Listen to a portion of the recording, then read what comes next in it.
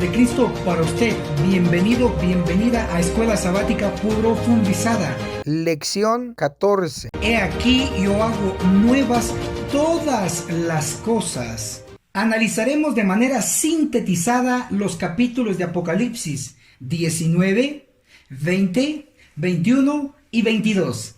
Apocalipsis capítulo 19 contiene la descripción de la boda del Cordero y la destrucción de la bestia y del falso profeta y del resto del mundo no arrepentido. Apocalipsis capítulo 20 contiene la descripción del milenio. Apocalipsis capítulo 21 contiene la descripción de la tierra hecha nueva y de la nueva Jerusalén. Apocalipsis capítulo 22 contiene la descripción del trono de Dios y del río de la vida.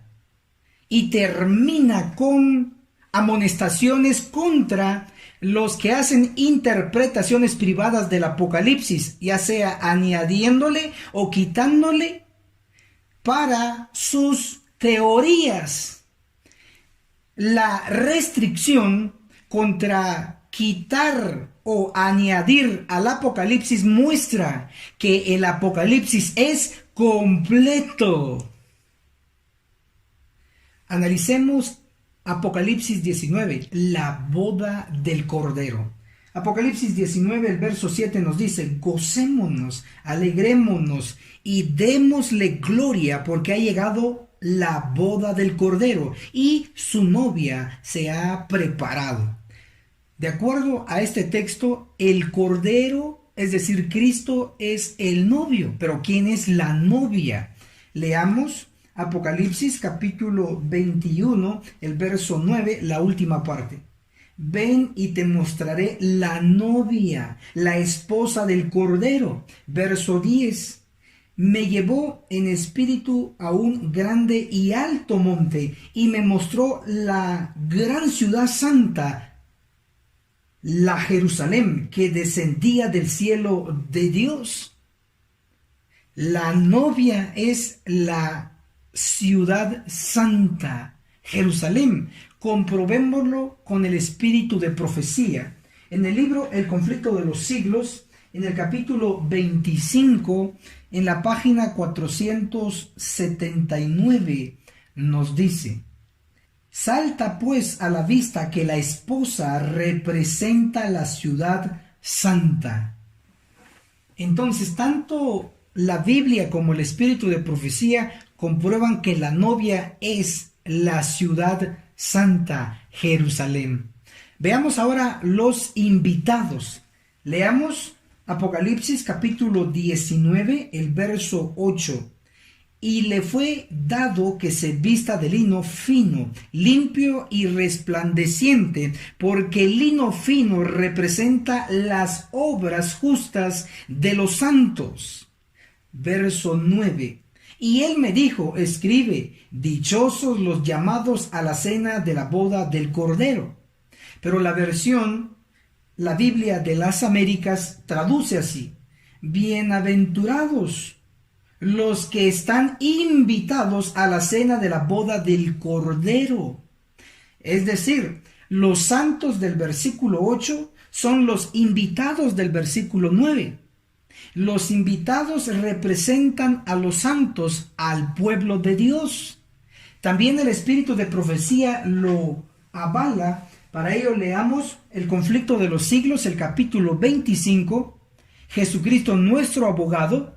En la página 480 nos dice: en el Apocalipsis el pueblo de Dios lo constituyen los invitados a la cena de las bodas. ¿Está claro? Ahora veamos qué representa la boda. Apocalipsis capítulo 19, el verso 7. Gocémonos, alegrémonos y démosle gloria porque ha llegado la boda del Cordero.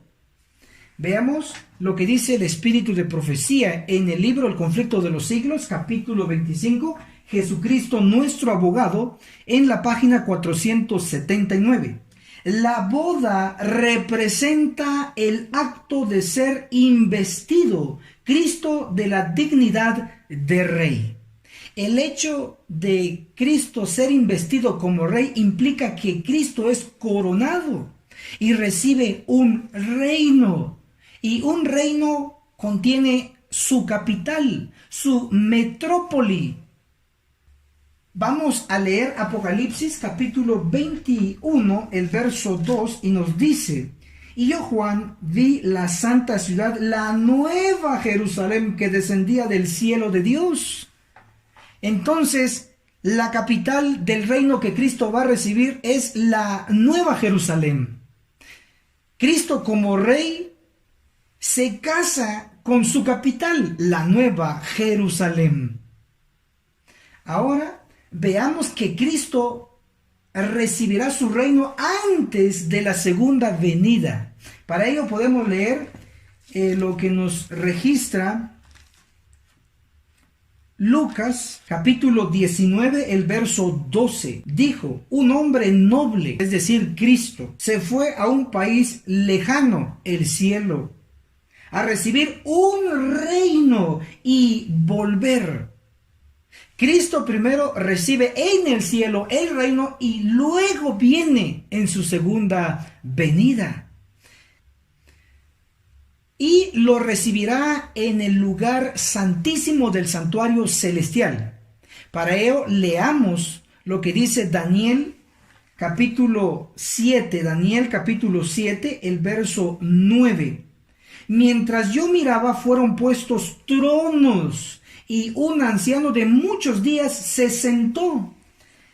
Veamos el comentario del espíritu de profecía. Primeros escritos en la página 55, el capítulo El fin de los 2300 días. Dice: vi al Padre levantarse del trono, y en su carro de llamas entró en el lugar santísimo, al interior del velo, y se sentó.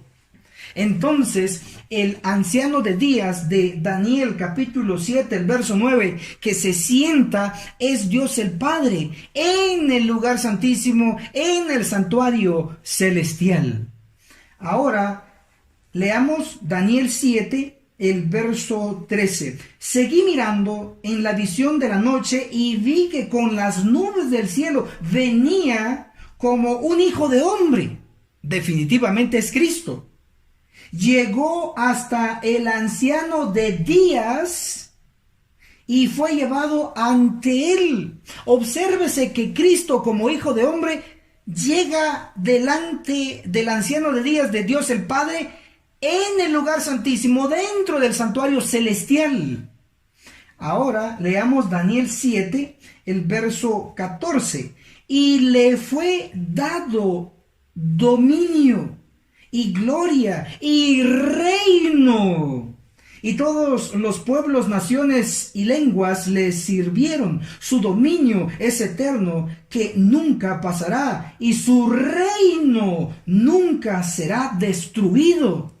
Está claro que Cristo en el lugar santísimo, en el santuario, recibirá el reino con su capital, la nueva Jerusalén, antes de que Él venga en su segunda venida a la tierra, como se puede ver en la ilustración. Maravilloso. Cristo en su segunda venida vendrá a la tierra a traer a sus santos, a los invitados a la boda del Cordero. Leamos Apocalipsis capítulo 19, el verso 9. Y me dijo: escribe, bienaventurados los que están invitados a la cena de la boda del Cordero. ¿Esta cena es literal o simbólica? Leamos lo que dice el espíritu de profecía en el libro Testimonios para la Iglesia, el tomo 5, en la página 646. Hasta que, dijo el ángel, el Señor Jesús termine su obra de mediación en el santuario celestial, y se vista de las vestiduras de venganza, y los sorprenda en su festín profano. y se encontrarán sin preparación para la cena de bodas del Cordero. Su gusto se ha pervertido de tal manera que se sentirían inclinados a criticar aún la mesa del Señor en su reino. Esto indica que la cena de la boda del Cordero será literal, porque será una fiesta. Cristo vendrá a traer a los invitados a su pueblo a la tierra y los llevará al cielo por 1000 años, pero se iniciará con una fiesta, con una cena. Ahora es el tiempo de cambiar nuestro gusto, como dice acá, pervertido. Apocalipsis capítulo 19 también nos habla de la destrucción de la bestia de 2 cuernos y el falso profeta. Leamos Apocalipsis 19, el verso 20. Y la bestia fue apresada y con ella el falso profeta, que había hecho las señales ante ella. Con esas señales había engañado a los que recibieron la marca de la bestia y adoraron su imagen. Los dos fueron lanzados vivos en el lago de fuego que arde con azufre. La bestia de 2 cuernos y el falso profeta, según la profecía, serán lanzados en un lago de fuego.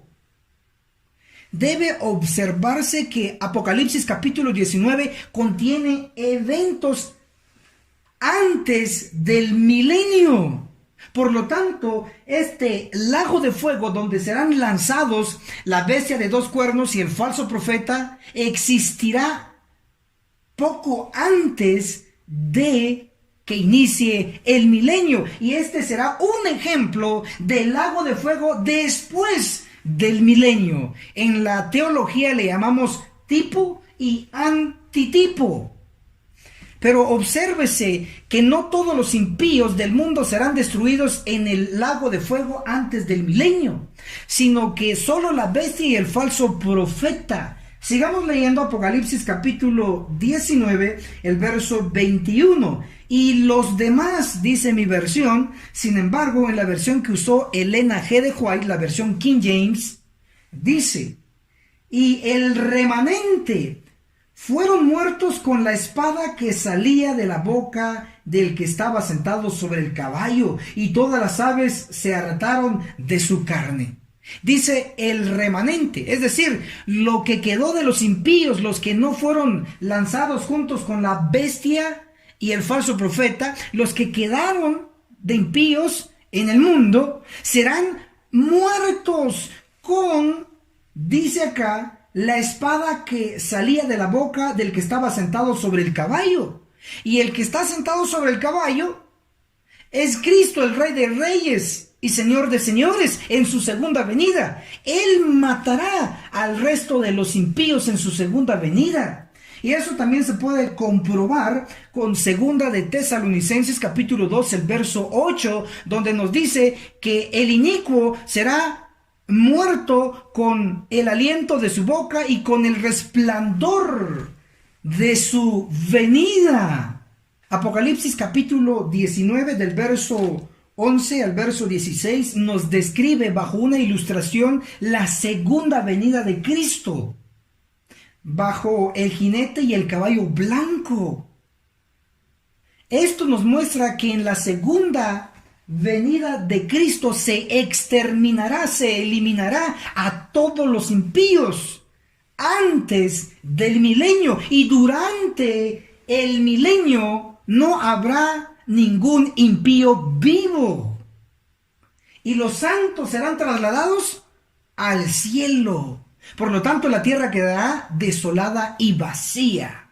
Ahora analicemos Apocalipsis capítulo 20, el milenio, los 1000 años, en profecía y en revelación. Primero analicémoslo en profecía. Para ello leamos Jeremías, el capítulo 4, el verso 23. Miré la tierra y estaba sin forma y vacía, y el cielo estaba sin luz.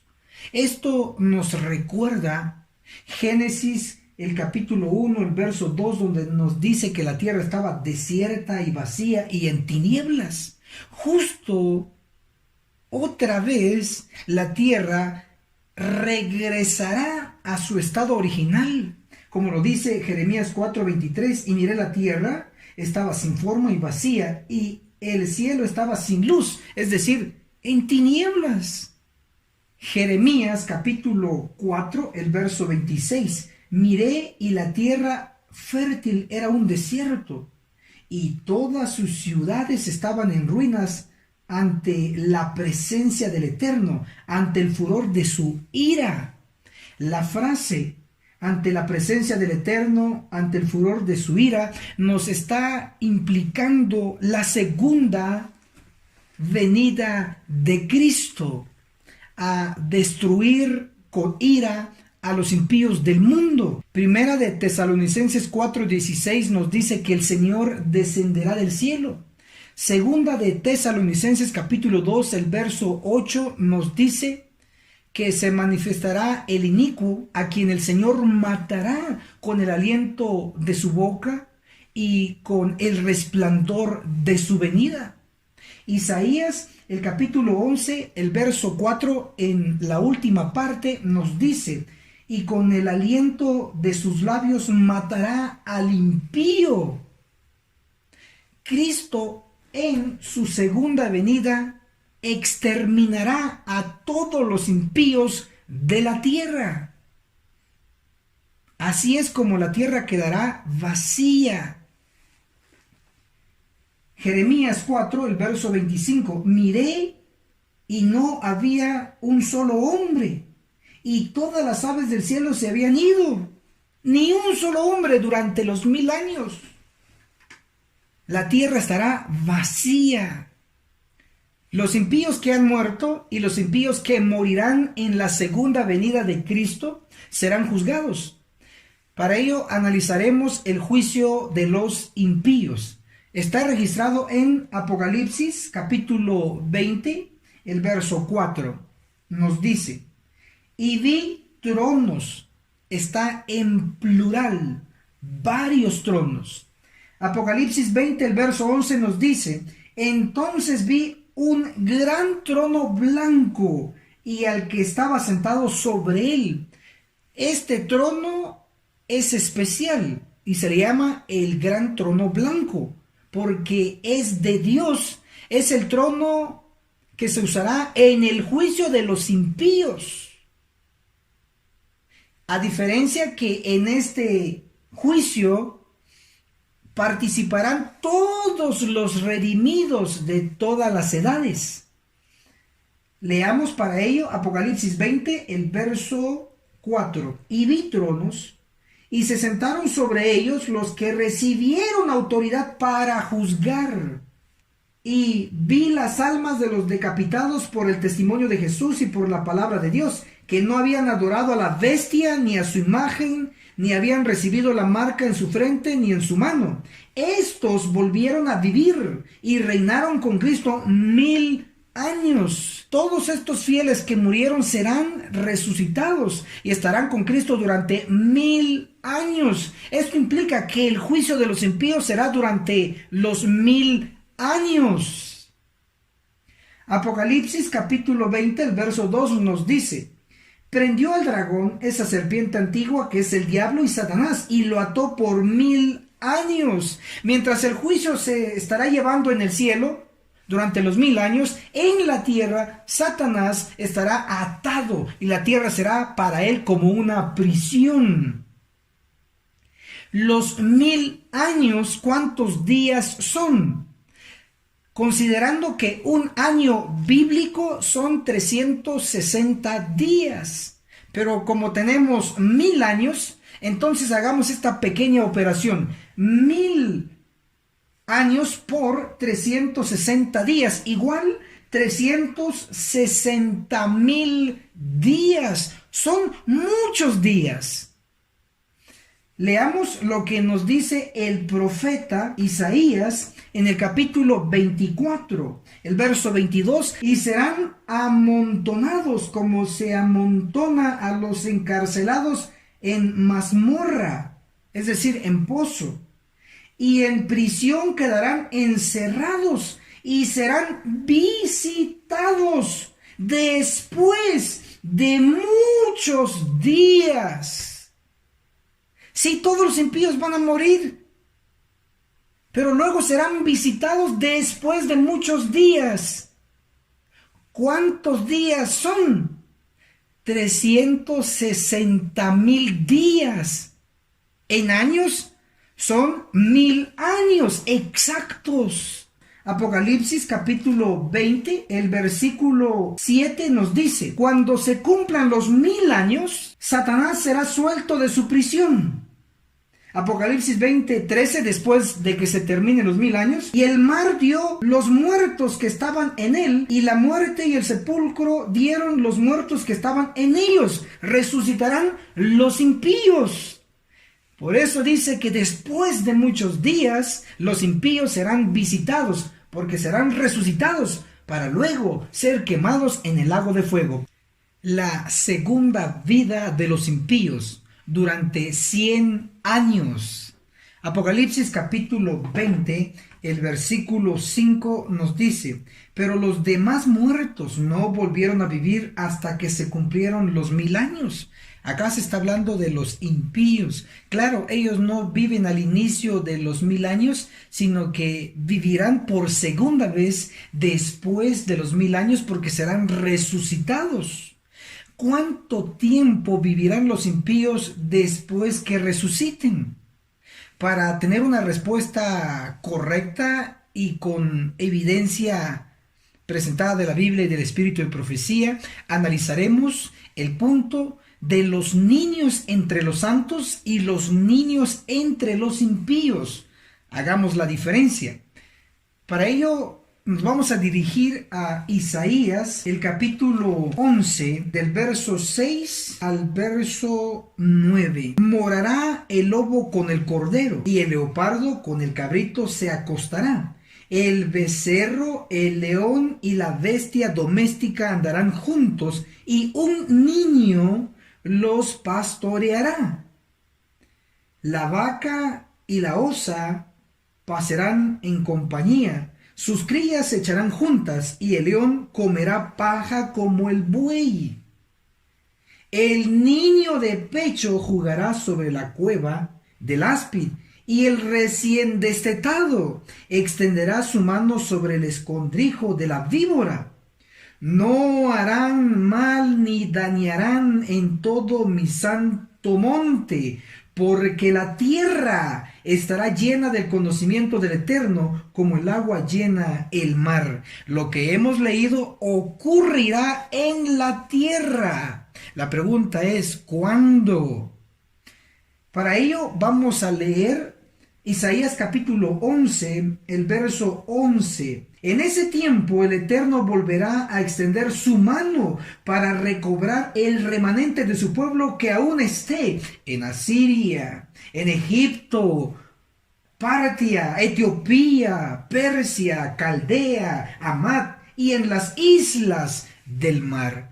Obsérvese que cuando ocurre este evento sobrenatural, este evento como existía al principio, antes de la caída, todavía el Señor estará extendiendo su mano para salvar entre las naciones. Esto no puede ocurrir durante el milenio, porque durante el milenio todos los impíos estarán muertos y los santos ya estarán trasladados al cielo. Y no puede ocurrir después del milenio, porque después del milenio ya no se está extendiendo la mano para salvar entre las naciones. Para ese entonces todo ya estará definido. El que se salvó, el que se perdió. Por lo tanto, el evento de Isaías capítulo 11 debe de ocurrir antes de los 1000 años, es decir, en nuestro tiempo. Pero esto no debe parecernos algo extraño o algo fuera de lo normal. Debo de recordarles que en Génesis capítulo 7, capítulo 8 y el capítulo 9 se nos describe la vida del hombre y de los animales dentro del arca. Ahí estaba el león, estaba el leopardo, estaba el cordero, estaba el lobo, ahí estaba los seres humanos y no hay registro que el león se haya comido a un becerro o el lobo a un cordero o el tigre atacando a un humano. No hay registro. ¿Por qué? Porque hubo un pacto entre el hombre y las bestias, un pacto de paz, y eso ya ocurrió en el diluvio, ya está en el pasado. También va a ocurrir antes de los 1000 años, en nuestro tiempo. El león, dice la escritura, comerá paja, regresará a su dieta original. El hombre, por eso hoy Dios le ha dado una dieta, especialmente al pueblo adventista, de no carne, una dieta vegetariana, una dieta vegana a nuestro nivel, porque ya estamos cerca, muy cerca del fin de todas las cosas, y estamos cerca de vivir con ángeles. Entonces, Isaías capítulo 11 ocurre antes de los 1000 años, y ahí entre los santos habrá niños, como se ha leído.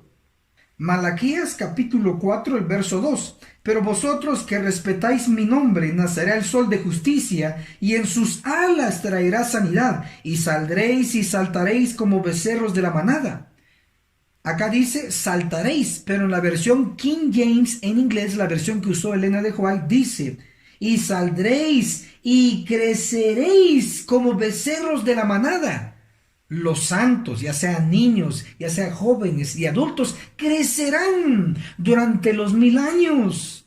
También lo dice el espíritu de profecía en el libro El conflicto de los siglos, en el capítulo 41, la liberación del pueblo de Dios. En la página 703 nos dice, reintegrados en su derecho al árbol de la vida, en el desde tanto tiempo perdido Edén, los redimidos crecerán hasta alcanzar la estatura perfecta de la raza humana en su gloria primitiva. Los niños durante los 1000 años comiendo el fruto del árbol de la vida crecerán durante el milenio. Por lo tanto, después del milenio, entre los redimidos ya no habrá niños porque todos habrán crecido para entonces. Por si fuera poco, el espíritu de profecía nos dice claro que después de los 1000 años en la tierra nueva no habrá nacimientos de niños. Leamos lo que dice el espíritu de profecía en el libro Mensajes Selectos tomo 1, en el capítulo Enseñanzas Especulativas, en la página 203 nos dice, hay quienes hoy día expresan su creencia de que habrá casamientos y nacimientos en la tierra nueva, pero los que creen en las escrituras no pueden aceptar tales doctrinas. La doctrina de que nacerán niños en la tierra nueva no es una parte de la palabra profética más segura, segunda de Pedro 1:19. Lo que está diciendo esta vital cita es que en la tierra nueva no habrán nacimientos, no habrán niños. Primero, porque durante los 1000 años todos los niños entre los redimidos van a crecer. Segundo, en la tierra nueva no habrá entre los redimidos casamientos. Jesús lo declaró en Lucas capítulo 20. Serán como los ángeles. Isaías capítulo 11, el verso 6 al verso 9 nos registra al lobo con el cordero, al leopardo con el cabrito, el becerro con el león y el niño pastoreándolos. Hay paz entre el hombre y la bestia. Y ya hemos comprobado que eso ocurrirá antes de los 1000 años, como un ejemplo de lo que será después de los 1000 años. Eso le llamamos en teología como tipo y antitipo. Isaías 65, el verso 17 nos dice, porque yo crearé un nuevo cielo y una nueva tierra. Esto ocurrirá como estudiantes sensatos de la Biblia, después de los 1000 años tendremos tierra nueva. Isaías 65, el verso 17 en adelante nos describe eventos después del milenio en la tierra nueva. Leamos Isaías 65, el verso 25 y ubiquemos si hay niños entre estas bestias. Nos dice, el lobo el cordero pasarán juntos. El león comerá paja como el buey, y el polvo será el alimento de la serpiente. No afligirán ni harán mal en todo mi santo monte, dice el Eterno.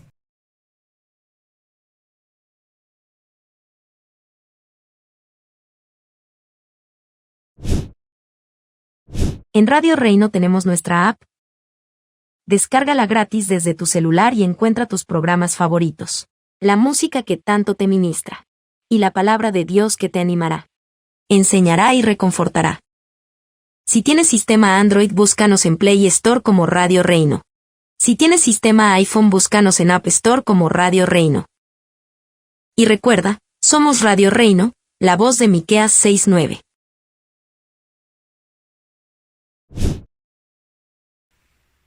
¿Describe algún niño en la tierra nueva después del milenio entre los redimidos? No. ¿Por qué? Sencillo, porque para ese entonces todos los niños entre los redimidos ya han crecido. Por eso en Isaías 65, el verso 25, no se menciona niño alguno. Ahora analicemos a los niños entre los impíos. Después de los 1000 años, todos los impíos resucitarán y entre ellos habrá niños. Isaías 65, el verso 17 nos dice: porque yo crearé un nuevo cielo y una nueva tierra. Esto ocurre después de los 1000 años. Leeré Isaías 65, el verso 20. En la versión King James en inglés lo traduce así. Isaías 65, el verso 20 nos dice: allí no habrá más niño que viva pocos días, ni anciano que no cumpla sus días.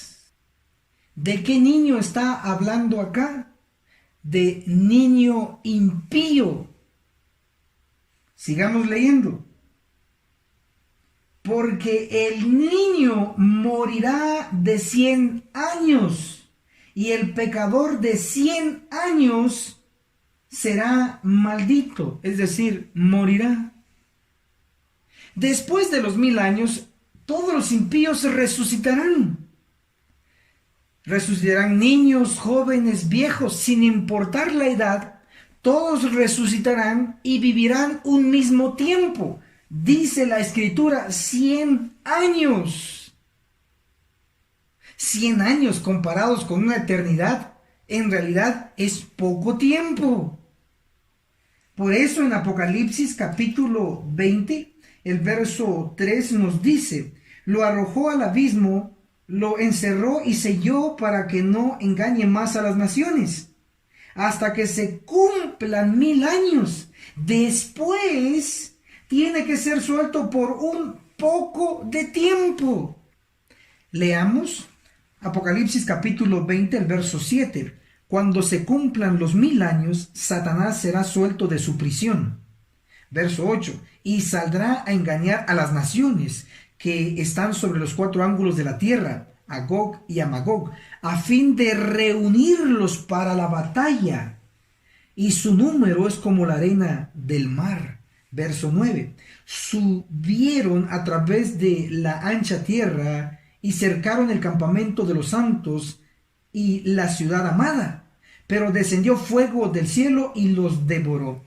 Estos versos nos muestran que ellos se prepararán para la guerra contra Cristo y los santos que estarán en la nueva Jerusalén, la ciudad amada. Veamos lo que dice el espíritu de profecía en Primeros Escritos, el capítulo La Segunda Resurrección. En la página 293 nos dice: vi que Satanás reanudaba entonces su obra. Señaló los incontables millones que habían resucitado, entre quienes se contaban esforzados guerreros, reyes muy expertos en la guerra y conquistadores de reinos. También se veían poderosos gigantes y capitanes valerosos que nunca habían perdido una batalla. Allí estaba el soberbio y ambicioso Napoleón, cuya presencia había hecho temblar reinos. Se destacaban también hombres de elevada estatura y dignificado porte que murieron en batalla mientras andaban sedientos de conquistas. Al salir de la tumba, reanudaban el curso de sus pensamientos donde lo habían interrumpido la muerte. Conservaban el mismo afán de vencer que los había dominado al caer en el campo de batalla. Satanás consultó con sus ángeles y después con aquellos reyes, conquistadores y hombres poderosos.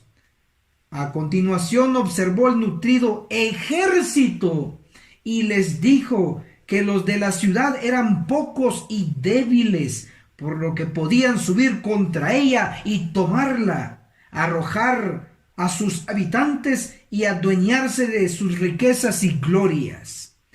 Logró Satanás engañarlos e inmediatamente todos se dispusieron para la batalla. Había en aquel vasto ejército muchos hombres hábiles y construyeron toda especie de pertrechos de guerra.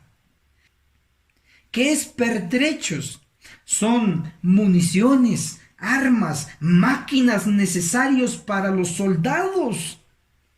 Recordemos que todos los impíos solo resucitarán con su cuerpo débil y enfermizo, pero no resucitarán con sus armas, con sus tanques de guerra, con sus metralletas, con sus bombas. No, ellos tendrán que empezar desde cero.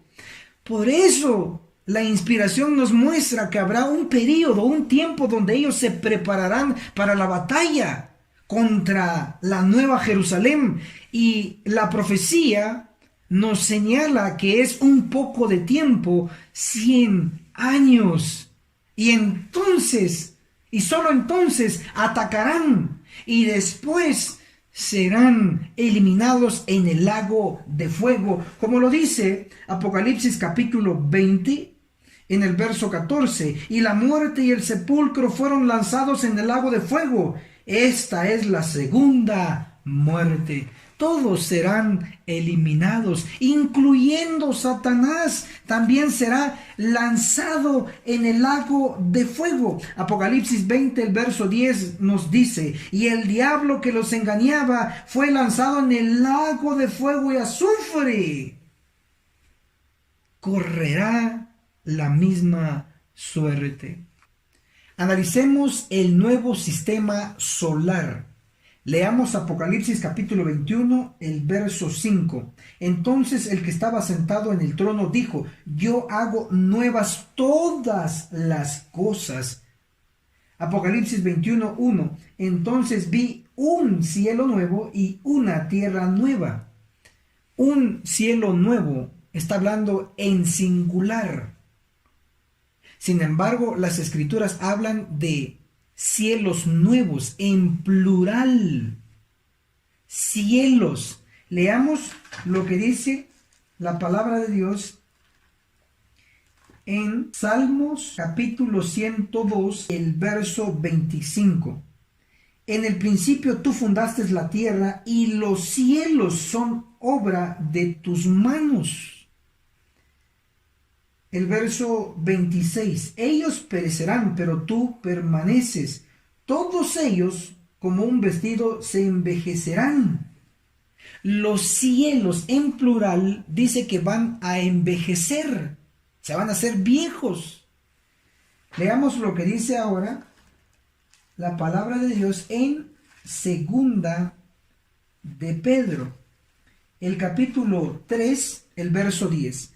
Pero el día del Señor vendrá como ladrón, entonces los cielos desaparecerán. Como los cielos van a envejecer, desaparecerán.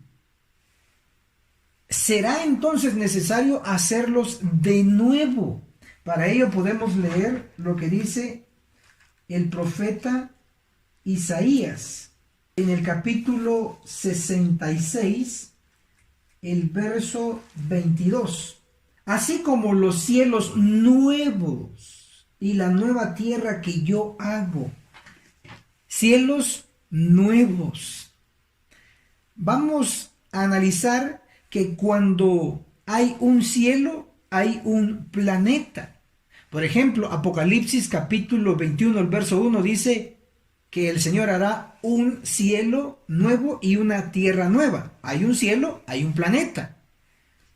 Si hay cielos, hay planetas, varios. Veremos que en Génesis capítulo 1, en la semana de creación, Dios no solo creó la tierra, sino creó otros planetas también. Para ello, leamos Génesis, el capítulo 1, el verso 1. En el principio creó Dios el cielo y la tierra, nuestro planeta. Pero ojo a esto, Génesis 1, el verso 16. Y Dios hizo las dos grandes lumbreras. La lumbrera mayor, el sol, para alumbrar de día, y la lumbrera menor, la luna, para alumbrar de noche. Hizo también las estrellas, sol, luna y estrellas. Estamos hablando del sistema solar. ¿Cuántos planetas creó Dios en la semana de la creación aparte o además del planeta Tierra? Para ello vamos a leer lo que nos muestra la familia de Jacob. Génesis 37, el verso 9. Otro día José tuvo otro sueño y lo contó a sus hermanos y le dijo: tuve otro sueño y vi que el sol, la luna y 11 estrellas se inclinaban ante mí. Leamos la interpretación. El verso 10. Y lo contó a su padre y a sus hermanos, y su padre lo reprendió, le dijo: ¿qué sueño es este? ¿Hemos de venir yo, el sol, tu madre, la luna, y tus hermanos, las estrellas, a inclinarnos ante ti? Sol, luna y estrellas, el sistema solar. 11 estrellas representando a los hermanos de José. Si los hermanos de José están representados por estrellas, entonces José también está representado por una estrella. 11 más 1, 12 estrellas. Es decir, sol, luna y 12 estrellas. Es lo que forma la familia del sistema solar. 12 planetas mayores en el sistema solar. Obviamente que hay muchos planetas. De hecho, en todo el universo hay millones de planetas, pero estamos hablando específicamente de nuestro sistema solar y de los planetas mayores. Si hay mayores, debe haber menores. Acá estamos hablando de 12 planetas. Hay un principio, y eso está registrado en Primera de Corintios, el capítulo 12, el verso 26. Nos dice así: de manera que si un miembro padece, todos los miembros se conduelen con él. De los 12 planetas que fueron creados en la semana de la creación, solo la Tierra sufrió la caída. Pero el principio dice que si un miembro padece, todos los miembros se conduelen con él. Y es por ello que en la familia del sistema solar, de los 12 planetas, uno cayó. Pero al caer la Tierra, los demás planetas también fueron afectados. Y es por ello que deben ser renovados, tal como Isaías, el capítulo 66, el verso 22, nos menciona cielos nuevos, planetas nuevos. Dios es todopoderoso y Él lo puede hacer. Actualmente y oficialmente los astrónomos dicen que no son 9 planetas en el sistema solar, sino que son 8, considerando a Plutón como un planeta enano. Sin embargo, hay otro grupo de astrónomos que defienden la posición de que son 12 planetas, porque han descubierto otros. Yo no me quedo con la posición de los astrónomos, yo me quedo con la posición de la palabra de Dios, que dice que son 12 estrellas, 12 planetas en el sistema solar, y serán restaurados también. Ahora analicemos el mar en la tierra nueva. Apocalipsis capítulo 21, el verso 1 tiene dos secciones. La primera sección está hablando de lo nuevo y la segunda sección está hablando de lo viejo. Leamos la primera sección, Apocalipsis 21:1. Entonces vi un cielo nuevo y una tierra nueva. Está hablando de la renovación de nuestro planeta. La segunda sección, hablando de lo viejo, dice: porque el primer cielo y la primera tierra, que serían los viejos, habían desaparecido, y el mar ya no existía más. Claro, el mar viejo ya no existía más. Juan ya no lo vio. Leeremos en el espíritu de profecía sobre el punto. En Patriarcas y Profetas, en el capítulo 8, después del diluvio, en la página 101 nos dice: masas incandescentes fundidas, arrojadas en los ríos, harán hervir las aguas. Los ríos se secarán. Efectivamente, si se secan los ríos, se seca el mar, porque el mar es alimentado por los ríos. Claro que cuando Juan vio que la vieja tierra y el viejo cielo pasaron o desaparecieron, junto con la tierra también desapareció el mar, pero el mar viejo. No está diciendo que en la tierra nueva no habrá mar.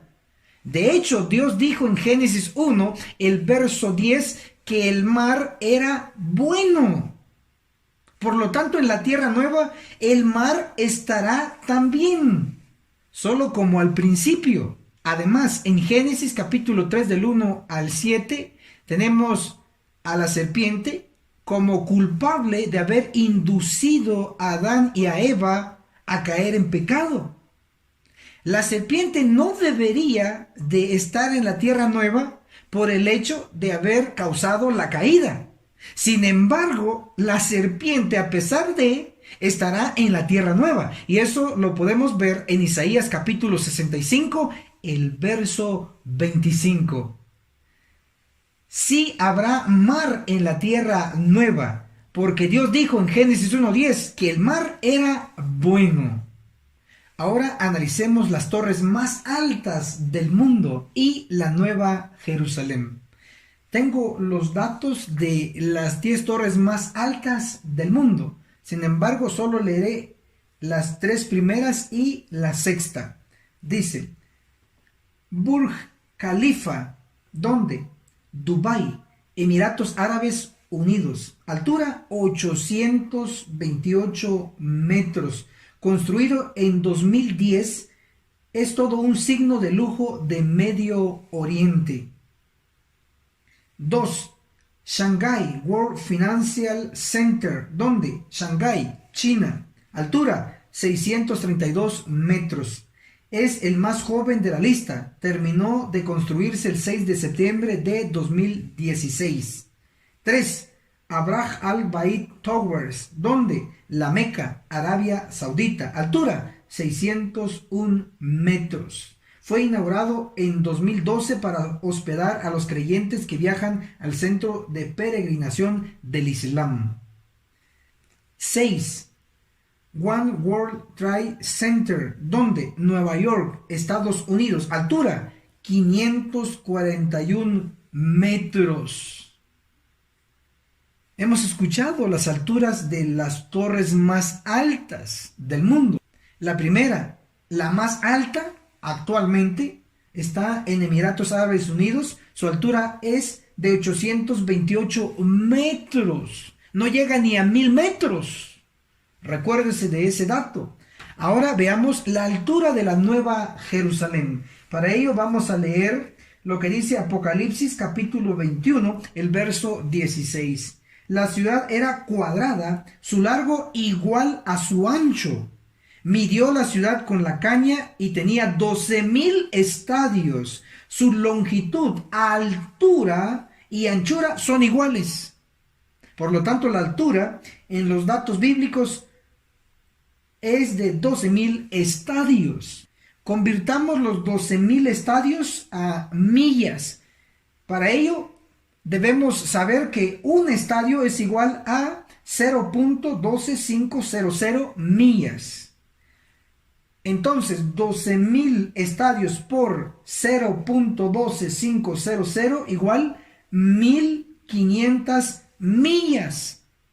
Estas millas convirtámoslas a kilómetros, considerando que una milla es igual a 1.61 kilómetros.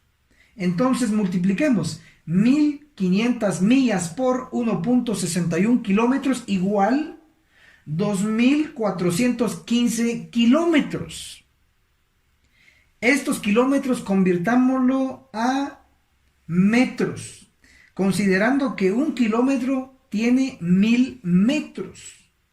2,415 kilómetros por 1,000 metros igual 2,415,000 metros. Entonces, 12,000 estadios, la altura de la Nueva Jerusalén en metros son 2,415,000 metros.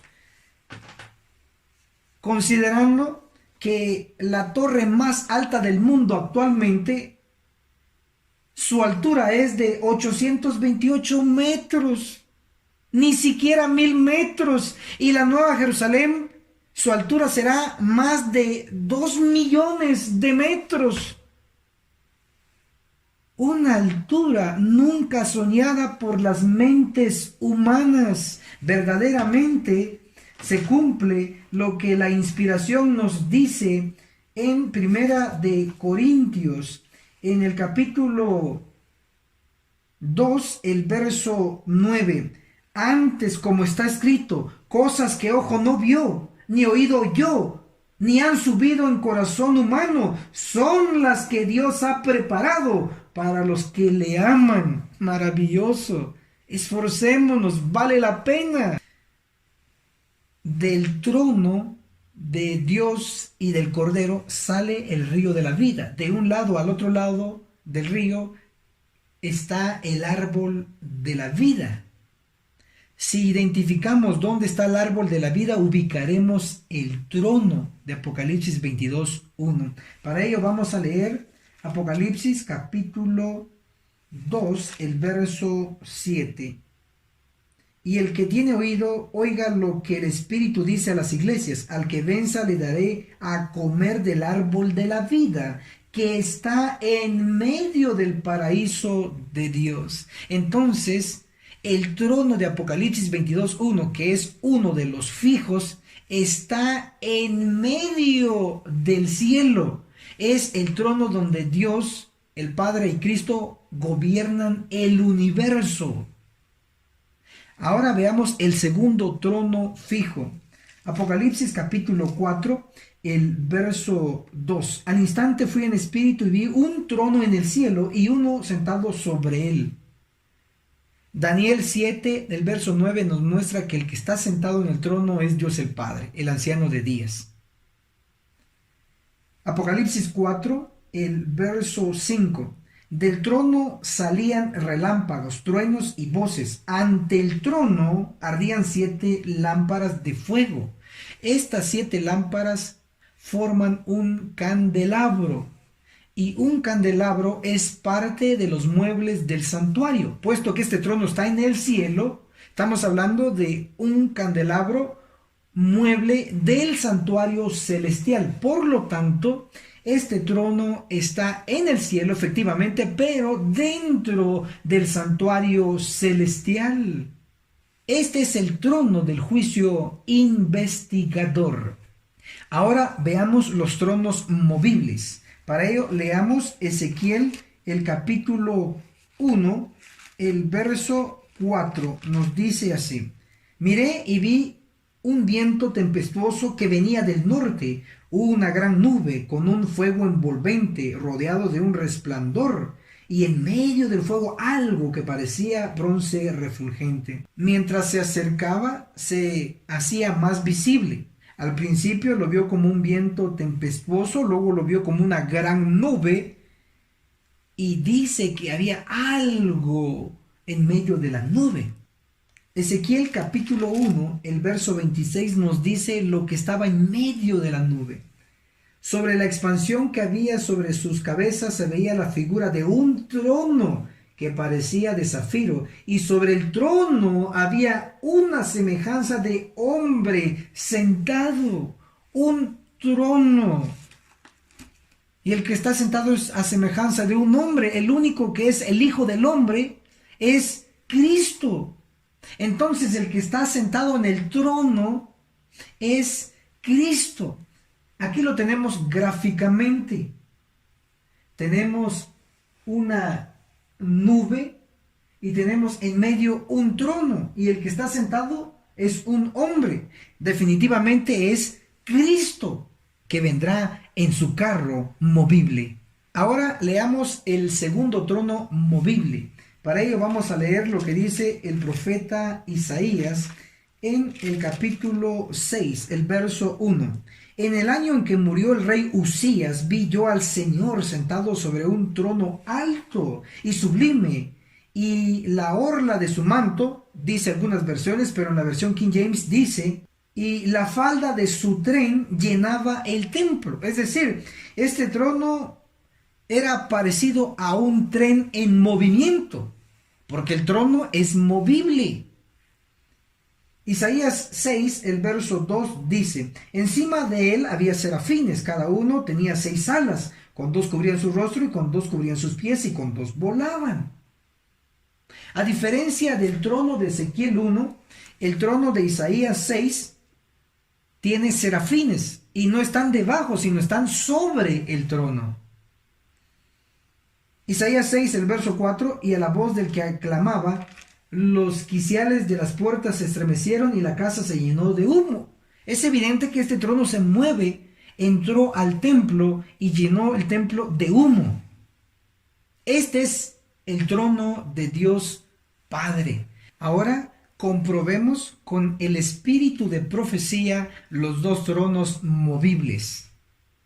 El trono del Padre, que lo transporta, el trono del Hijo, que también lo transporta. Primeros Escritos, el capítulo El fin de los 2300 días. En la página 55 nos dice, vi al Padre levantarse del trono, el trono de Apocalipsis 22.1, donde ellos gobiernan todo el universo. Y en un carro de llamas entró en el lugar santísimo, al interior del velo, y se sentó. ¿Notan que él tiene su transporte? Aquí le llaman carro de llamas. Este es el trono de Isaías 6. Luego nos dice, después de esto un carro de nubes, cuyas ruedas eran como llamas de fuego, llegó rodeado de ángeles a donde estaba Jesús. Él entró en el carro y fue llevado al lugar santísimo, donde el Padre estaba sentado. Observamos también que Cristo tiene su transporte, y le llama acá al espíritu de profecía un carro de nubes. Este transporte es el que describe el profeta Ezequiel en el capítulo 1. El transporte de Cristo. Definitivamente Dios es un Dios de orden, y Cristo en el Apocalipsis, al darnos la restricción de no añadir y no quitar a su libro, nos indica que el Apocalipsis es un libro completo. Esforcémonos con todo el poder que Dios nos ha dado, y nos veremos en la cumbre del Monte Sión. Hasta la próxima. Agencia Misionera AMI te regala una doctrina completa con los siguientes 3 cursos: Apocalipsis, El perfecto arte profético, con el autor, Pastor Enoch Martin, donde se explica todo el libro de Apocalipsis, que consta de 22 capítulos. Daniel, el perfecto arte profético, donde explicamos capítulo por capítulo de dicho libro profético. El testimonio de Jesús, 100% bíblico, que consta de 22 lecciones. Puedes comunicarte con nosotros a nuestro número de WhatsApp, más 502 42 29 77 86. Recuerda, no es vendido, es gratis. Si aún no te has suscrito en nuestro canal del Pastor Enoch Martín, suscríbete, dale clic en el botón rojo donde dice suscribirse y también clic a la campanita donde dice todas para que te llegue todas las notificaciones cada vez que tu servidor suba video nuevo y así estarás actualizado. Muchas gracias.